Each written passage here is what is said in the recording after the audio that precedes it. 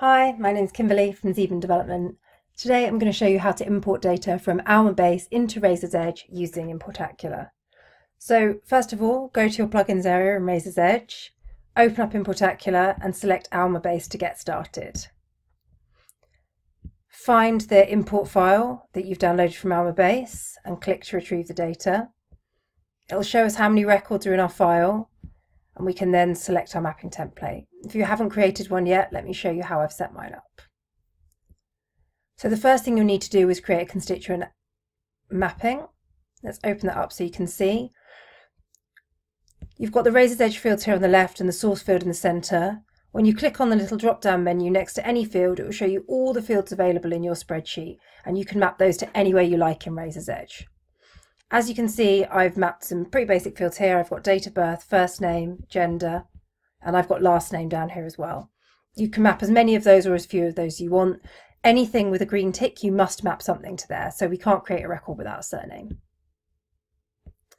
I've also created a default attribute that just shows us where this constituent data has come from, so I know it's come from Almabase, and I've added the profile link in the comments as well. I've set up a postal address, an email and a phone number. Again, we've just mapped these to the appropriate fields in Razor's Edge, and we've set up a type as well. So these are the areas that you can bring into Razor's Edge for free using Importacular. We also offer all of the other areas of Razor's Edge as paid for modules. So I've, in addition, created an education mapping. So this allows me to bring in the course, the college, the year of graduation, and the type of education from my Almabase data. And I'm also bringing in the employment history. So in my Almabase data, I've collected the current employee and 2 other employees. So I've created a mapping to show that employer history as well. And I've set these up as organizational relationships.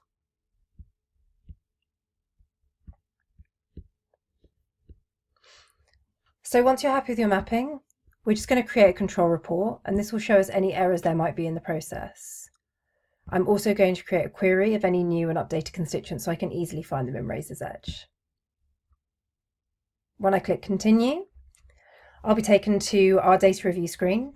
The first screen shows us a summary of all the data that's going to be imported.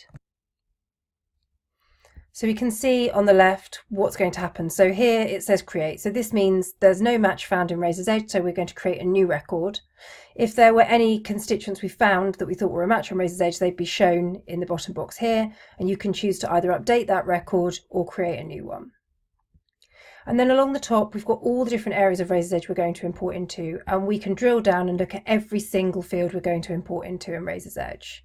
So here we've got the surname and the first name and the other basic information.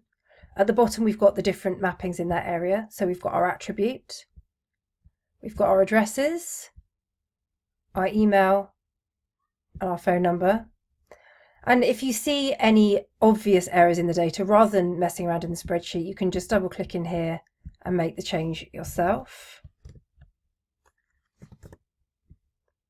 very easily. So here we've got the organisation information. So we've got the current employer, the previous and the 2 previous employers. As you can see, if there's no data, then we're just going to ignore that row. We're not going to create anything. And finally, we've got the education information that we're going to bring in as well. So we can see all of that is added here. So if we're happy with all of that data as it looks here, then we can import it. But before we do that, we can validate it, and that will check all of our entries against our code tables and that kind of thing to make sure there's not going to be any errors before we run the import. So we can validate. These green ticks mean that everything should import fine. If there were any issues, we could check it out in the control report so that we can edit our mapping template before we try to run the import proper. So let's close out of that, untick the validate button, and import the data now.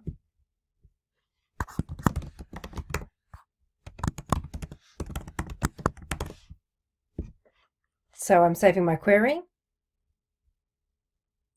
So we can see we've got 5 imported records, we've got 1 exception. Let's take a look at the control report. The first tab shows us a summary of what we've done here, so our 5 new constituents and our 1 exception. And then we can see the exceptions on the second tab.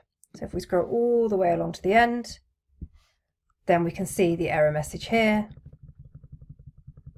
So the value BTEC currently doesn't exist in my degree code table. So that's why that hasn't been added. So I can go and add that to my code table.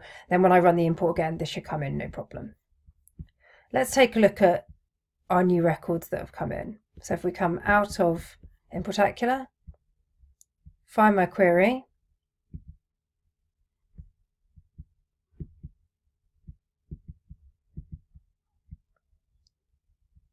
so here are my new records. So first of all, I've got a constituent.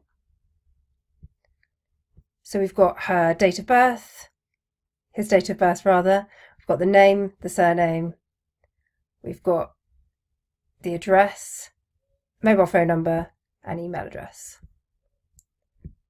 We've also got the relationship here. So his student information and his 2 employer relationships as well.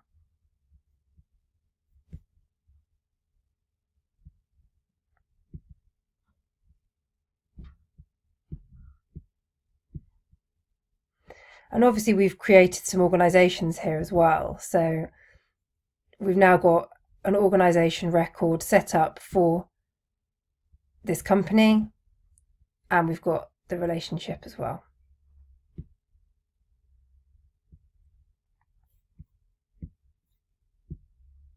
So that's how easy it is to bring your Almabase data into Razor's Edge using Importacular. I hope that was helpful. Thanks for listening.